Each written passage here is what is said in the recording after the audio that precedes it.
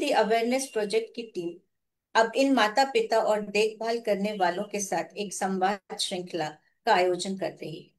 इस पहल का उद्देश्य अन्य माता पिता और केयर गिवर्स को प्रेरित करना है, ताकि वे डटे रहे और अपने बच्चों के लिए खुद ही के समाधान ढूंढ सकें।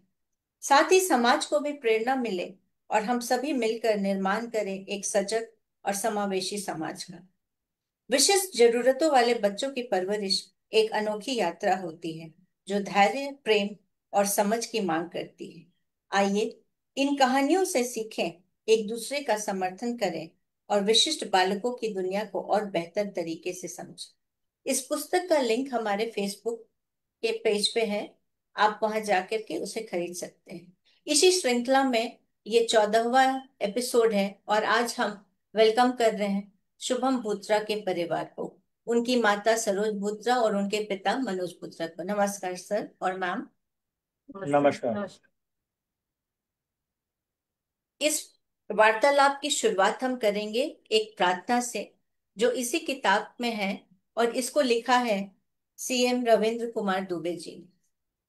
हे प्रभु, हमें शक्ति दो, हर पल धैर्य और प्रेम की भक्ति दो, दिव्यांगता को भी दिव्यता में बदले हम, हर बच्चे को आत्मनिर्भरता की शक्ति।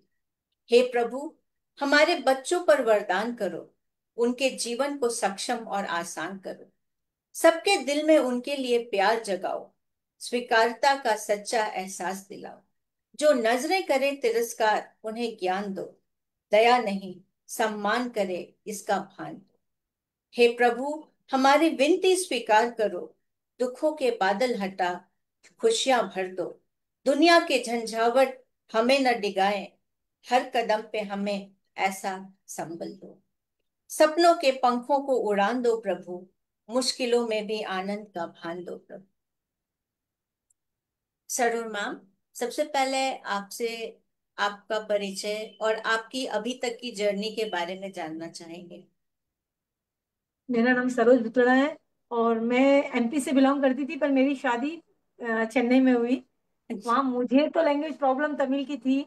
और जैसे शुभम हुआ, उसके बाद जैसे डॉक्टर को दिखाना करना, जैसे थोड़ा सा 4 महीने में थोड़ी लाइटली फिट्स आती थी, तो जो अपने घर के बड़े जो रहते हैं वो बोलते कुछ नहीं, चलता है थोड़ा बहुत।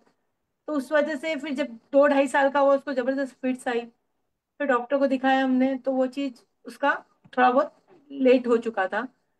फिर लेट हुआ तो उस चक्कर में मुझे तमिल की लैंग्वेज प्रॉब्लम जा रही थी, और इंग्लिश भी मतलब इतनी परफेक्ट नहीं थी जैसे चेन्नई की लैंग्वेज इंग्लिश है।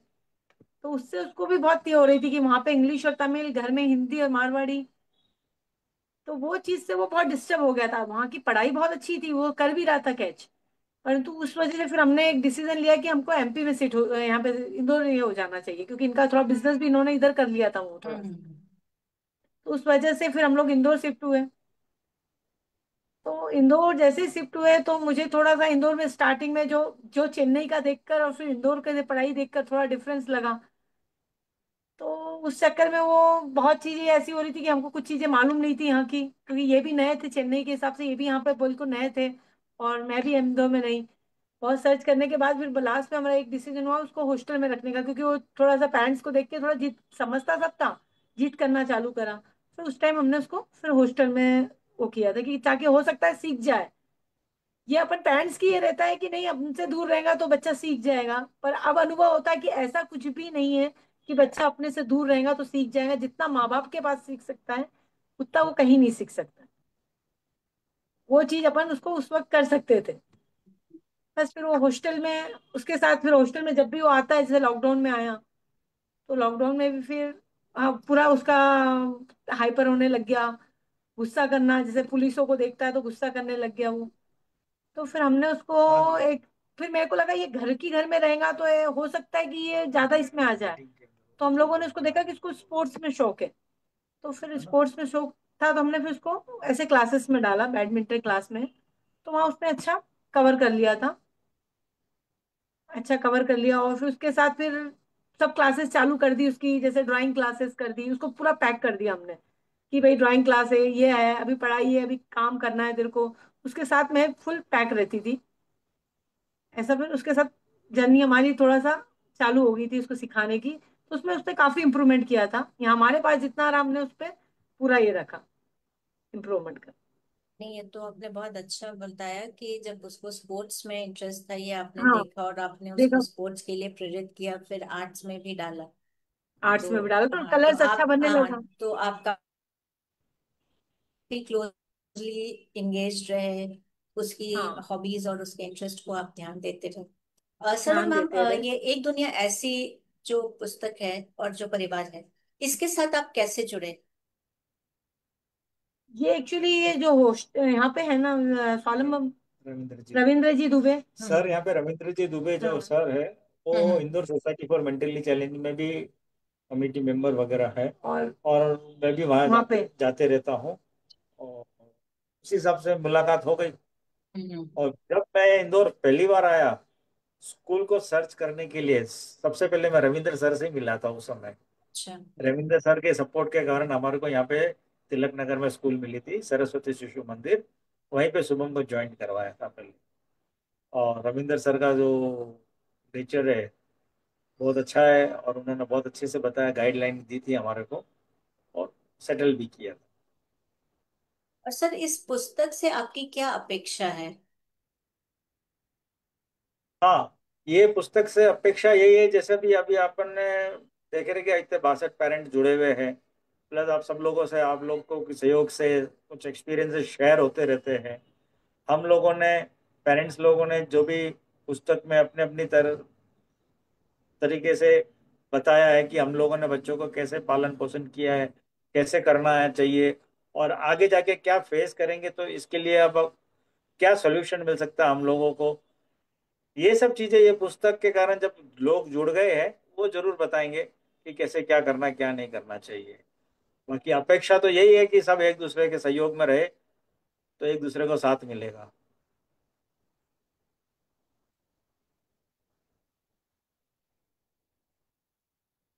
जब हम एक दूसरे के साथ जुड़ते हैं, तो फिर एक दूसरे के साथ अपने एक्सपीरियंसेस को शेयर करते हैं, तो वो हम सबको के लिए लर्निंग और शेयरिंग होती और सबसे कुछ ना कुछ सीखने को मिलता है है। उसमें से जरूर कि जरूर। किसने कैसे किया है। सर और मैम, आपने अपने अनुभव में लिखा था कि आपको ये समझने में टाइम लगा और स्वीकार करने में भी ये टाइम लगा कि आपका बच्चा मानसिक विकलांग है। तो एज माता पिता और केयर गिवर्स, ये कितना इम्पोर्टेंट होता है? ये बहुत ऐसा है कि जैसे हम लोग को ऐसा था कि फर्स्ट टाइम ये सब चीज देखने को मिला था, तो इतना अनुभव नहीं। जब जैसे जैसे ऐसा लगता है कि पेरेंट्स को सबसे पहला उनका ये है कि बच्चों पे ध्यान रखना, कि बच्चा कैसे हो रहा है, कैसे गिर रहा है, अगर कुछ थोड़ा बहुत भी हो रहा है आज के टाइम के हिसाब से तुरंत डॉक्टर को दिखाना। तो बहुत टफ जाता है ये एक्सेप्ट करना कि अपना बच्चा ऐसा है, परंतु उसमें ही रहना सोल्यूशन नहीं है, उससे बाहर निकलना भी जरूरी है। अगर हो गया है तो उसको कैसे अपन आगे बढ़ाए, जो चीज हो चुकी है उसको कैसे बाहर निकाले अपन। तो इसके लिए पेरेंट्स के लिए तो यही रहेगा कि हाँ, अगर बच्चा ऐसा है तो उसके लिए तुरंत आप कैसे खड़े रहे, एक्सपर्ट्स के पास आके मिलना कैसे बहुत तुरंत जरूरी। जाए। अपने ही मतलब उसमें थॉट, पहले जैसे पुराने जमाने में होता था कि नहीं ये करवा लो, इधर दर्शन करवा लो, उधर झाड़ू पोछी ये करवा लो, वो सबको छोड़ के पहले डॉक्टर की सजेशन लेना चाहिए कि भाई कैसा क्या है स्टार्टिंग में। अगर वो स्टार्टिंग में ले लेते तो आज अपन भी मतलब इस सिचुएशन में नहीं पहुंच पाते। थोड़ा बहुत ये रहता, इतना दूर तक नहीं जाता उसमें फिर से चालू होना। इसमें एक्चुअली मैडम ऐसा है, एक मिनट मैं हम्म। बताऊंगा कि जब हम लोग कोई भी हो, चाहे कोई भी पेरेंट्स हो, वो हर एक आदमी ये इतनी जल्दी एक्सेप्ट नहीं करता है कि उनका बच्चा ऐसा है। और दूसरे में उनको ये लगता है कि हो सकता है कि 2 महीने बाद में ठीक हो जाए, फिर 4 महीने का वो जो गैपिंग लगता है ना, 2 महीना 4 महीने ऐसे करते करते समय काफी निकल जाता है। साल 2 साल ऐसे निकल जाएंगे, पता नहीं चलता है। और एक्सपर्ट के पास अपन चले जाएंगे तो वो अपने को गाइडलाइन दे देते हैं, और उस चीज को इमीडिएट एक्सेप्ट करके उसके हिसाब से वर्कआउट करते रहना चाहिए।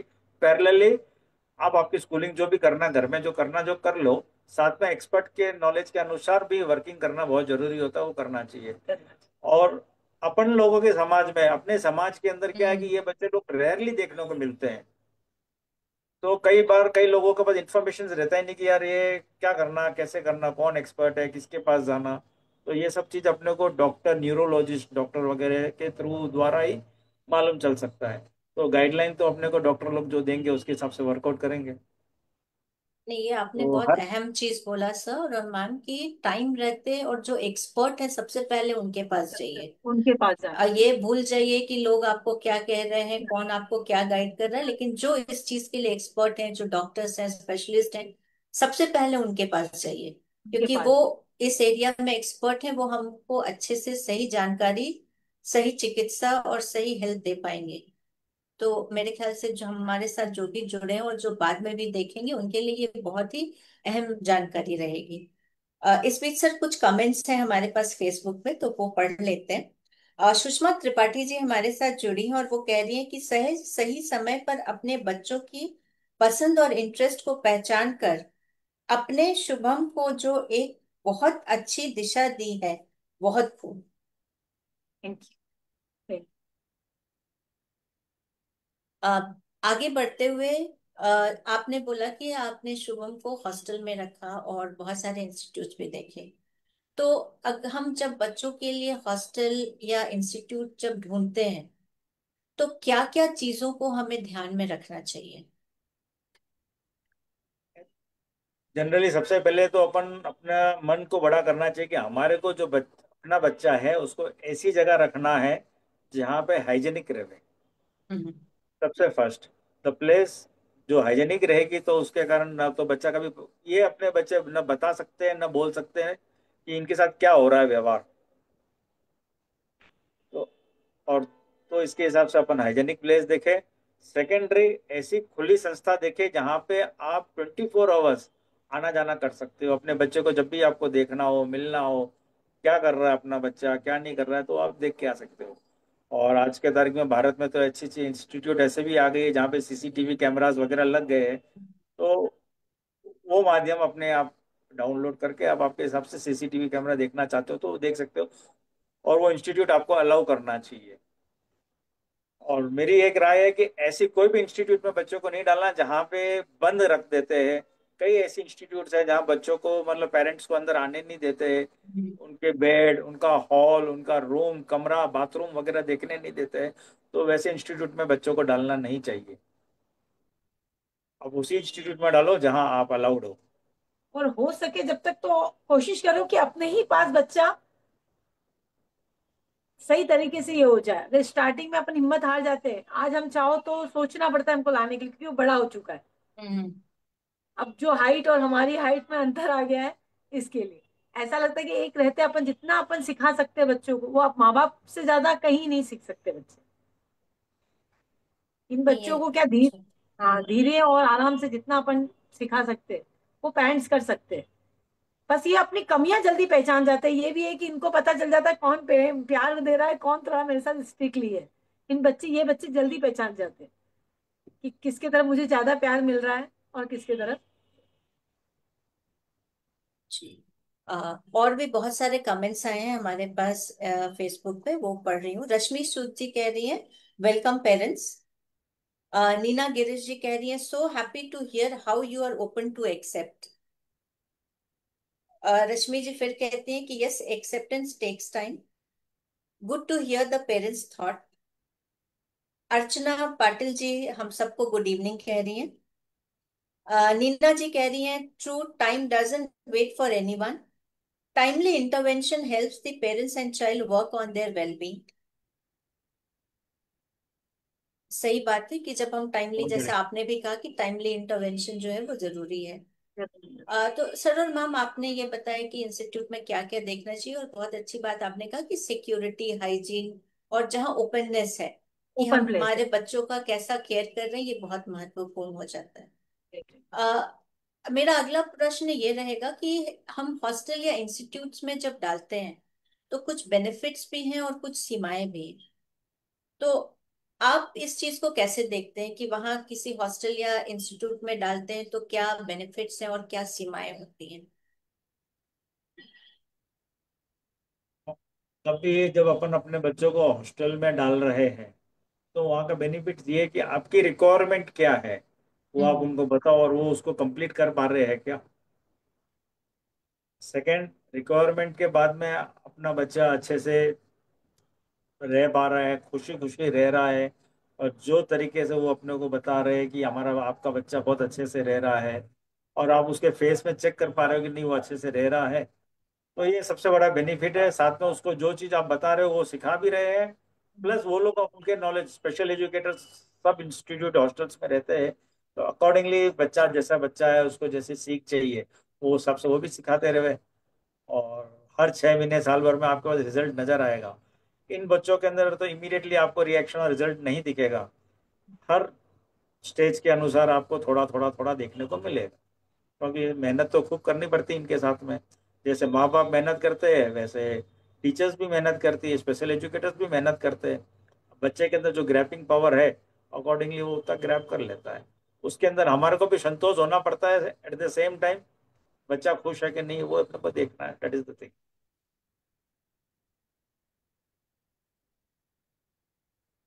और आज क्योंकि योग दिवस है, और मेरा अगला सवाल जो है वो इससे रिलेटेड है। हम as parents, as care givers, हमारा मेन फोकस जो होता है वो हमारे बच्चे, बट बहुत जरूरी होता है कि हम अपने केयर भी करें, अपने आप को भी फिट रखें। तो आप दोनों का सेल्फ केयर, मेंटल फिटनेस और फिजिकल फिटनेस के लिए क्या मंत्र है?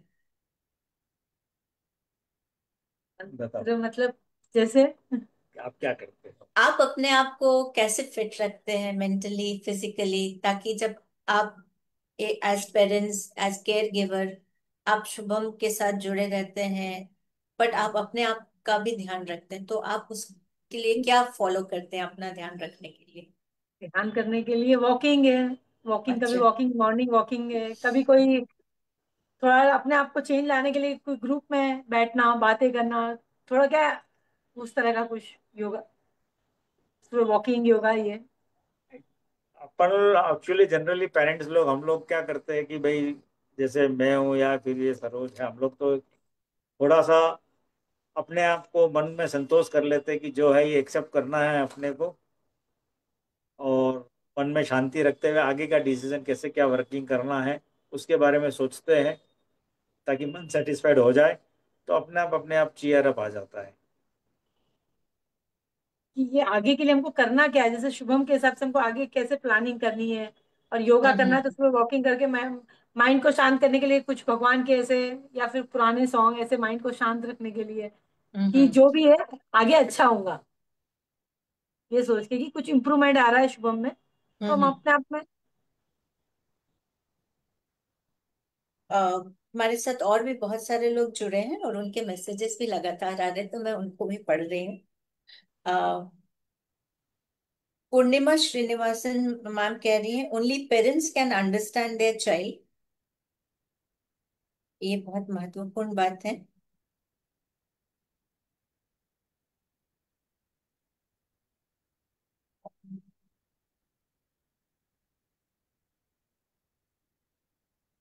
और जैसे आपने कहा कि अब शुभम जो है वो बड़ा हो रहा है और आप सोच रहे हैं कि आप उसको लाएंगे वापस, तो अगला सवाल मेरा ये रहेगा कि as parents and care givers, हम आज अपने आप को फ्यूचर के लिए कैसे रेडी करें, ताकि जो आने वाले समय में जो बदलाव है उसमें बच्चे और अभिभावक दोनों जो है वो एक बैलेंस बना सके और उस चेंज के लिए अपने आप को तैयार कर सके।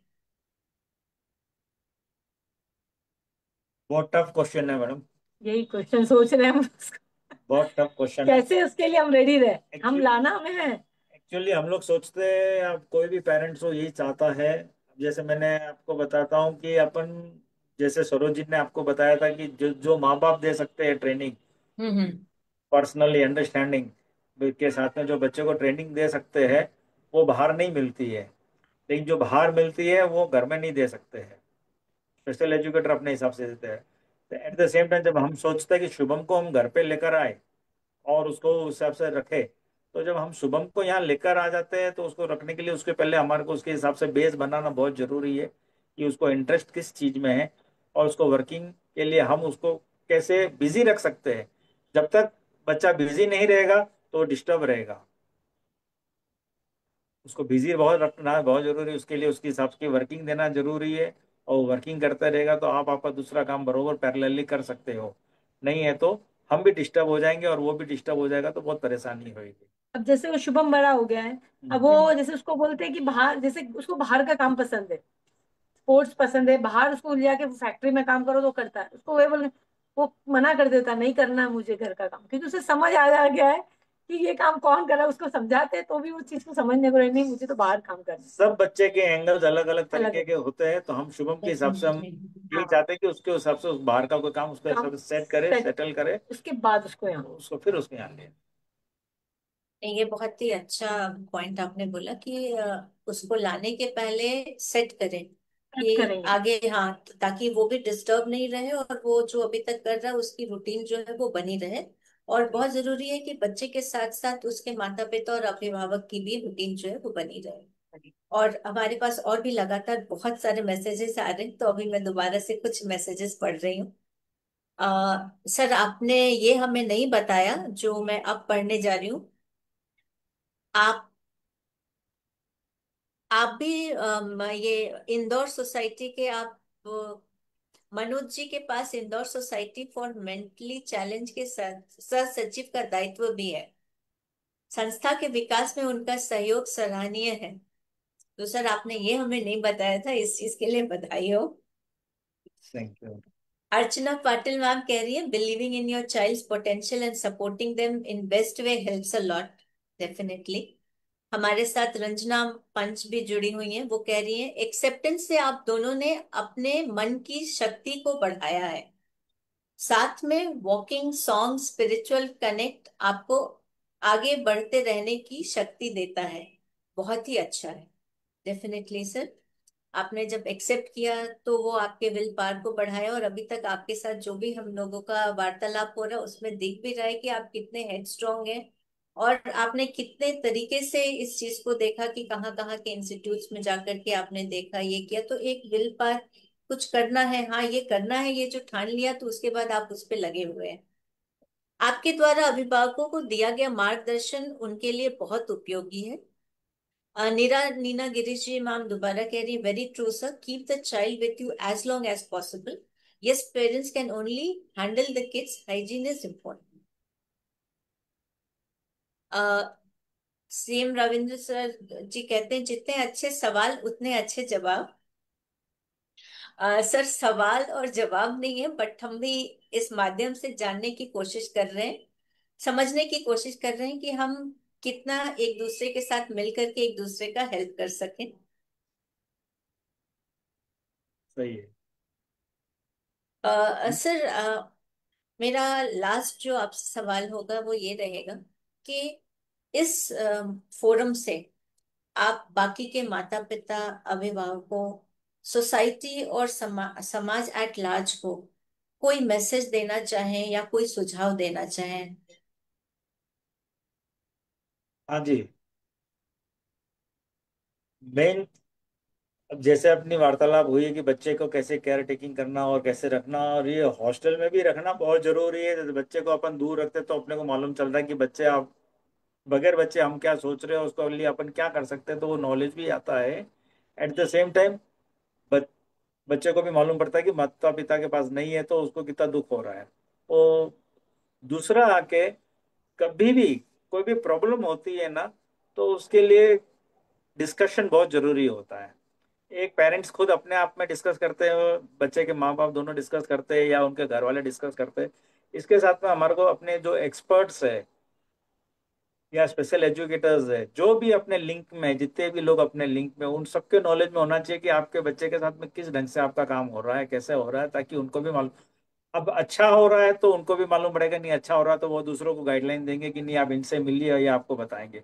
अगर बच्चा हमारे साथ अगर बुरा वार्तालाप कर रहा है, हम बच्चे के साथ बुरा वार्तालाप कर रहे हैं, हम लोग बच्चे को एडजस्ट नहीं कर पा रहे, तो उन एक्सपर्ट्स का अपने को सहयोग भी मिलेगा। जैसे हमारे साथ में भी हुआ, जैसे शुभम जब ये छुट्टियों में आया तो थोड़ा हाइपर हो हम्म। गया था, बहुत परेशान हो रहा था, वो भी परेशान हो रहा था, हम भी हो रहे थे, हमको लग रहा था कि हम मैनेज नहीं कर पा रहे। तो हमने हमारे डॉक्टर साहब से, योगेश जी पोरवाल हमारे कोषाध्यक्ष है इंदौर हम्म। सोसाइटी, इन लोगों से सब पूरा नॉलेज लिया। शशि दुबे मैडम हैं, स्पेशल एजुकेटर हैं, तो इन हम्म। लोगों से पूरा हर प्रॉब्लम को डिस्कशन करते रहे। तो हमको ऐसा लगा कि नहीं, अब इसको, शुभम को हम वापस एक बार Indore society for mentally challenge जो हमारी संस्था है, यहाँ पे हॉस्टल है, तो एक बार हम्म अपन उसको 5 दिन के लिए 2 दिन के लिए रख के देखते हैं। तो जब शुभम वहां पे रहा तो बहुत अच्छे से बिहेव किया, बदमाशी वहां पे भी करी उसने, लेकिन बिहेवियर उसका चेंज हो गया, हमारे अंदर भी एक अलग से ताकत आ गई। तो मेरा मेन मकसद यही बोलना है कि हम लोग अच्छे लोगों के साथ जुड़ के रहो और डिस्कशन में रहो, और एक दूसरे को सपोर्ट करते रहो और हेल्प करते रहो। जो आपसे हो सकता है, जितना समय आप दे सकते हो उतना आप दो, और किसी से लेते समय भी निसंकोच, बगैर कोई शर्म के, आप बिल्कुल उनसे हेल्प मांग लेना चाहिए। तो जरूर अच्छा रास्ता खुलता है और अच्छा मार्गदर्शन भी मिलता है। अपने बच्चों को अपने को हॉस्टल में रखने में कोई तकलीफ नहीं है, अच्छी जगह आप रख रहे हो, कोई तकलीफ नहीं है। और बाकायदा अगर आप परेशान हो रहे हो और उसको जबरदस्ती घर में रख के आप दूसरे काम करो, तो बच्चे की लाइफ आगे बिगड़ रही है, खराब हो रही है, साथ में आपकी भी हो रही है। तो सबसे बेस्ट है अच्छे लोगों के साथ जुड़ के रहो, और बच्चों को अवश्य जरूर हो सके उतना हॉस्टल में भी रखो, जितना अपने पास रहो सके उतना अपने पास भी रखो। यही मेरा एक संदेश है। ये आपने बहुत ही महत्वपूर्ण बात बोली कि कम्युनिकेशन हमेशा करते रहिए, हिचकिए नहीं, जितना भी हो सके हेल्प लीजिए, क्योंकि सब चीज हम अपने से नहीं कर पाएंगे। तो ये बहुत जरूरी है कि ओपन रहें, एक्सेप्ट करें और कम्युनिकेट करें। जितना ज्यादा कम्युनिकेट करेंगे, जितने ज्यादा एक्सपर्ट से जुड़ेंगे हम सबको के लिए, उतना ज्यादा फायदा रहेगा। तो ये सर एक बहुत महत्वपूर्ण मैसेज आप लोगों ने दिया है। और हमारे पास और भी कमेंट्स आ रहे हैं। अर्चना पाटिल मैम कह रही है, totally agree, making a mindset of the children and parents helps. Ranjana ji कह रही है, positive engagement is good for learning and self growth. Ravindra Dubey ji sir कह रहे हैं, आपके द्वारा अभिभावकों को दिया गया मार्गदर्शक उनके लिए बहुत उपयोगी रहेगा।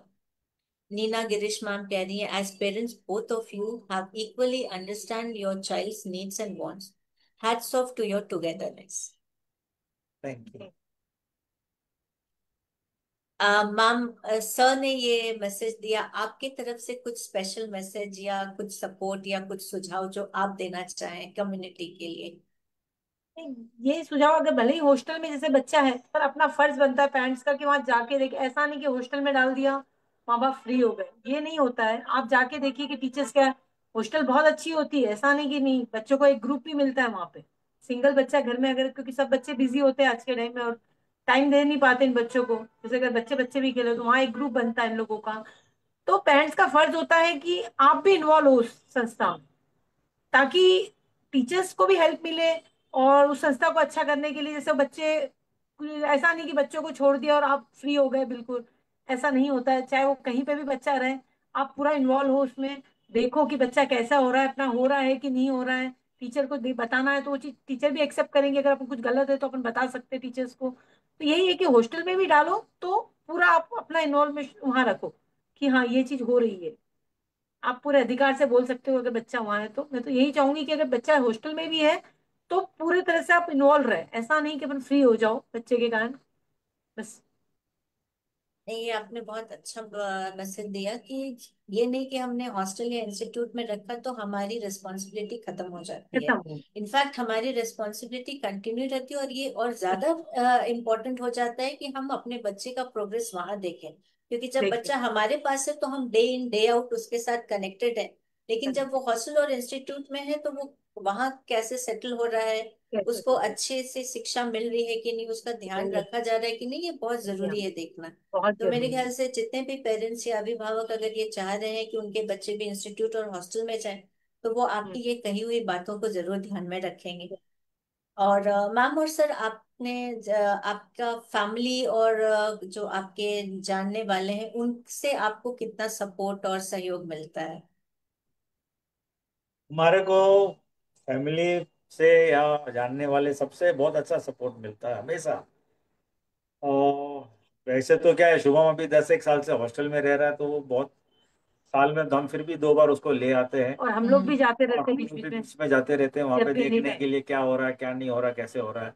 जब भी शुभम यहाँ आता है, तो जैसे उसकी एक एल्डर सिस्टर है श्रुति, बड़ी बहन है, तो बचपन से लेके उसका सपोर्ट उसमें बहुत। रहा हमेशा शुभम। और कभी हम लोगों से नहीं समझा तो अपनी बहन से समझ लेता है, सुन लेता है उसकी बात, कहना मानता है उसका। और वैसे दूसरे पेरेंट्स, ब्रदर्स है, कजिन्स वगैरह रहते हैं उसके, तो कजिन्स वगैरह सबकी बरोबरी की एज के बच्चे हैं सब लोग, तो उनकी सब बात मान लेता है और उनके कहने पे रहता है हमेशा। कि नहीं हम, और उन शुभम को भी कोई भी चीज चाहिए तो वो अब बेहिचक जाता है, क्योंकि वो लोग उसी ढंग से शुभम को अपने पास रखते सबको हैं। पहचानता है कि ये कौन है, ये किसके बच्चे हैं। क्योंकि हम लोग भी बार बार, वो लोग भी बोलते रहते, रिपीट करते रहते, ये चाचा चाची के बच्चे, उसको ये सब मालूम है। ये हम्म। बुआ है, बुआ के बच्चे हैं। तो वो मामा मामा के बच्चे हैं, सबसे बहन है, इन्वॉल्व होता मासी है। है, सबको पहचानता है। और सब लोग के एक्चुअली वीडियो कॉलिंग में बच्चे से बात करते रहते हैं, शुभम से बात करते सबसे अच्छा। सब लोग उसकी बुआएं हैं। चाहे हम्म। बर्थडे होगा तो अगर मैं यहाँ से अकेली जा रही तो उसकी बुआ आएंगी, दादी आएंगी, बुआ के बच्चे भी वहां जाएंगे, जूनागढ़ पहुंच जाएंगे। इस बार जैसे हर बार चेंज हो के पर्सन वहां जाएगा, अगर उसका बर्थडे हो या कुछ हो, बीच बीच में चेंज होके पर्सन कुल जाएंगे। मिला के कहने का ये है कि सब लोगों का सपोर्ट बहुत जरूरी है, और हम लोगों को ही, हम पेरेंट्स लोगों को ही उनके साथ में लिंक में रखने की एक तरीके से ढूंढ के, ताकि वो लोग भी जुड़े हुए रहे और ये भी उनसे जुड़ा हुआ रहे, ताकि इनके बीच में गैप नहीं बने। और ऐसा नहीं, बिल्डिंग में भी हमारे सपोर्टेड बहुत है। सोसाइटी के अंदर भी सब लोग हेल्प सब करते हैं, मतलब सपोर्ट करते हैं और नीचे वेलकम करते हैं शुभम को अच्छे उनका से। वेलकम करते हैं। अगर कुछ शैतानी कर दी तो समझ जाते उस चीज को।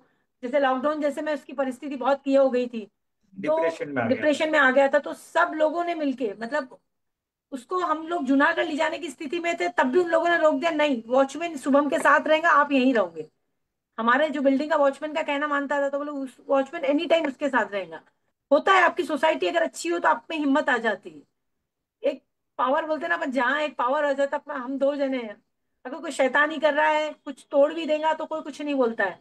भले ही वो आराम से सब सॉल्व कर देते हैं, ऐसा नहीं कि चिल्ला के या लड़ाई करके। हाँ, शुभम के साथ सब बहुत अच्छे से सेटल है। ये आपने और वो बहुत अपनी अच्छा सिस्टर को बोला। बहुत लाइक करता है। हाँ, सिस्टर उसके साथ बहुत, जैसे कोई अधिकतर होता है कि सिस्टर नहीं होती, हम्म। पैसे वो नहीं करती है, पर वो सिस्टर उसकी बहुत, चाहे हम मना भी करेंगे, श्रुति मत आओ, नहीं वो आना ही है उसे 8 दिन, शुभम के साथ रहना ही है, ताकि वो मुझे याद रखे। उसका कहना था कि मम्मी अगर मुझे वो याद रखे कि मैं उसकी सिस्टर हूँ, ऐसा ना हो कि भूल जाए, भले ही मैं उधर हूँ वो उधर है। तो उसके लिए 8 दिन की छुट्टी लेके, नहीं मैं आऊंगी। मतलब वो है, उसका भी कनेक्टिविटी है, सिस्टर की भी है, और परिवार में भी सब बहुत उसको बहुत लाइक करते हैं। ये जान के बहुत अच्छा लगा कि फैमिली मेंबर्स बहुत क्लोजली उसके साथ जुड़े हैं, बॉन्डिंग है। और सिर्फ फैमिली मेंबर्स ही नहीं, जो हमारी सोसाइटी है, हमारे सोसाइटी। नेबर्स भी हैं, वो भी हमारे फैमिली मेंबर्स हैं, और वो भी हाँ, उसके साथ जुड़े हैं। तो ये एक एक्सेप्टेंस और इंक्लूसिविटी की जो हम बात करते हैं, तो ये हाँ वो बहुत अच्छा एग्जाम्पल है जो आपने बहुत अभी हमारे साथ शेयर किया। रंजना जी कह रही हैं, पीयर सर्कल हर किसी के लिए जरूरी है, साथ में बाकी सिटीजन्स भी बाकी चीजें भी चलती रहनी चाहिए जरूर। दीप्ति जी कह रही है सही बात है, शुभम और फैमिली को बधाई। नीना जी कह रही है true, involve with our responsibilities even if the child is in the hostel, keeping a track of their progress is very important. सही बात। सो सर और मैम, आपके साथ बात करके और आपके लाइफ को समझने में बहुत अच्छा लगा, और हमें भी बहुत सारी चीजें, बहुत सारी नई जानकारियां मिली। और आप लोगों ने जो पॉइंट्स को बोला, मुझे उम्मीद है कि जो आज हमारे साथ जुड़े हैं और जो बाद में भी देखेंगे, उनके लिए ये बहुत ही इम्पोर्टेंट जानकारी और एक बहुत इम्पोर्टेंट सेशन होगा। इस सेशन को हम एंड करते हैं।